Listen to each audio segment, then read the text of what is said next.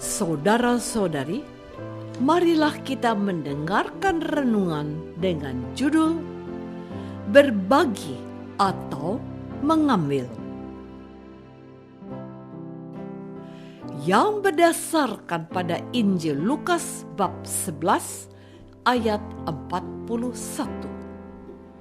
Yesus bersabda, "Berikanlah isinya sebagai sedekah, dan sesungguhnya semuanya itu akan menjadi bersih bagimu."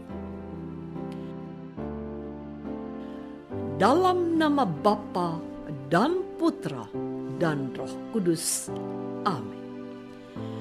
Saudara-saudari terkasih dalam nama Tuhan Yesus Kristus. Ada orang yang sibuk memikirkan keinginannya sendiri. Ada pula orang yang menghabiskan waktunya bagi orang lain. Salah satu ciri sifat kekanak-kanakan adalah fokus pada dirinya sendiri. Sedangkan orang dewasa lebih memperhatikan orang lain. Lihat saja apa yang dilakukan seorang ibu. Ia rela mengandung seorang bayi di dalam rahimnya. Selama 9 bulan, ibu bersusah payah menghidupi bayinya. Lebih dari itu, ketika ia harus melahirkan, ia bahkan mengorbankan nyawanya. Jadi, pemberian diri seorang dewasa dilakukan secara total sampai mengorbankan nyawanya sendiri. Tentu saja, untuk memiliki sifat dewasa ini tidak mudah, karena sifat dasar seorang manusia bukanlah untuk berbagi, tetapi untuk memuaskan dirinya sendiri. Alih-alih berbagi kepada orang lain, kita lebih sering merebut hak milik orang lain. Banyak orang yang sudah kaya raya sejak lahir masih juga merebut hak orang miskin. Banyak juga pejabat negara yang memiliki kekuasaan luas dengan gaji besar masih juga melakukan korupsi, bahkan dengan mengambil sebagian dana bantuan sosial milik masyarakat miskin. Saudara-saudari terkasih, apakah orang yang menikmati mengambil milik orang lain dalam berbagai cara itu tidak beragama, tidak beriman? Mereka beriman, dan sering mereka adalah pemuka agama, pengajar agama, bekerja dalam bidang keagamaan. Menyedihkannya, mereka memakai ajaran agama dan kegiatan agama untuk mengambil milik orang lain. Nampaknya agama hanya dijadikan kedok saja untuk memperdaya masyarakat. Raja Daud pernah dikritik oleh Nabi Nathan mengenai keserakahan ini. Sebagai seorang raja yang besar, Daud masih menginginkan istri Uria, prajurit bawahannya yang bernama Batsheba. Padahal di dalam kitab suci dituliskan bahwa Daud sudah memiliki istri dan beberapa gundik. Nathan mengkritik Daud dengan mengatakan, "Mengapa engkau menghina Tuhan dengan melakukan yang jahat di matanya?" Jelaslah sekarang bahwa tindakan mengambil milik orang lain bukan sekedar perbuatan kriminal biasa, tetapi dinyatakan sebagai menghina Tuhan. Bukan saja orang lain dirugikan, tetapi Tuhan pun dihina Jadi, sifat kekanak-kanakan nampaknya bisa mengarahkan kita kepada dosa, yaitu menghina Tuhan. Saudara-saudari terkasih, sifat kekanak-kanakan yang sibuk dengan diri sendiri, juga dengan mengambil hak orang lain, pernah diperhatikan Yesus dimiliki orang Farisi.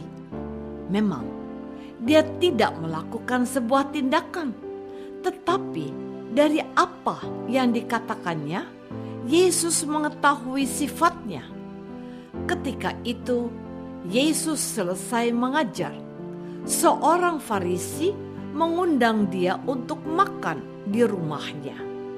Yesus pun masuk ke rumah orang itu, lalu duduk makan.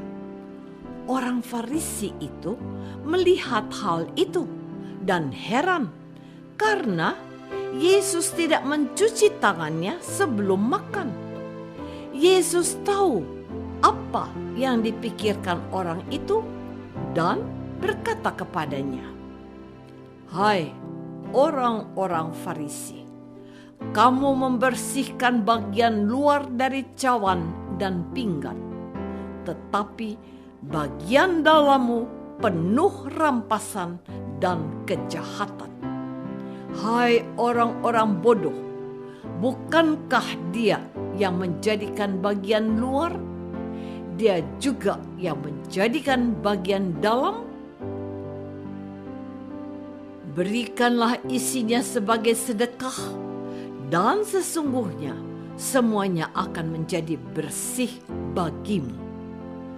Dengan sabdanya itu, Yesus hendak mengkritik orang Farisi yang sibuk dengan peraturan dan penampakan fisik, tetapi lupa intisari atau roh dari hukum itu. Saudara-saudari terkasih, orang dewasa secara iman akan terus-menerus membersihkan dirinya dari kelemahan manusiawi yang sibuk dengan dirinya sendiri. Mereka akan memberikan dirinya secara total kepada orang lain. Tidak mudah memang melakukan hal ini, tetapi mereka memiliki guru dan teladan, yaitu Yesus sendiri. Yesus tidak pernah meminta, Ia selalu memberi. Di antara semua pemberian, Yesus yang terbesar bagi manusia adalah pemberian dirinya di kayu salib bagi penghapusan dosa kami. Disinilah letak kekhasan kita sebagai anak-anak Allah, yaitu membagikan dirinya kepada orang lain secara gembira. Yang tidak disadari oleh banyak manusia adalah dengan memberikan diri, ternyata kita tidak berkurang, tetapi malah bertambah dan menjadikan diri kita berarti. Lihat saja, sebatang lilin yang habis terbakar oleh api. Tetapi, bukankah dengan itu kita memberikan terang kepada lingkungan di sekitar kita? Bukankah seorang guru yang membagikan ilmunya kepada murid-muridnya malah bertambah banyak ilmunya? Bukankah seorang ibu yang memberikan air susunya kepada anak bayinya malah menjadikan dirinya dan bayinya sehat? Demikian pula Allah yang memberikan putranya malah semakin menunjukkan kasih-Nya. Apakah kita masih sibuk memikirkan kebutuhan diri sendiri? Apakah kita sudah tergerak untuk memberikan diri kita bagi orang lain? Marilah kita berdoa. Ya Tuhan, betapa kami masih menyibukkan untuk memenuhi kebutuhan kami sendiri. Bahkan kami mengambil milik orang lain. Sudah seharusnya kami meneladan hidup putra-Mu yang menyerahkan dirinya di kayu salib bagi dosa-dosa kami. Semoga kami menjadi semakin dewasa dalam iman, sehingga juga bisa mengorbankan diri kami bagi orang lain. Engkaulah Tuhan kami, kini dan sepanjang masa.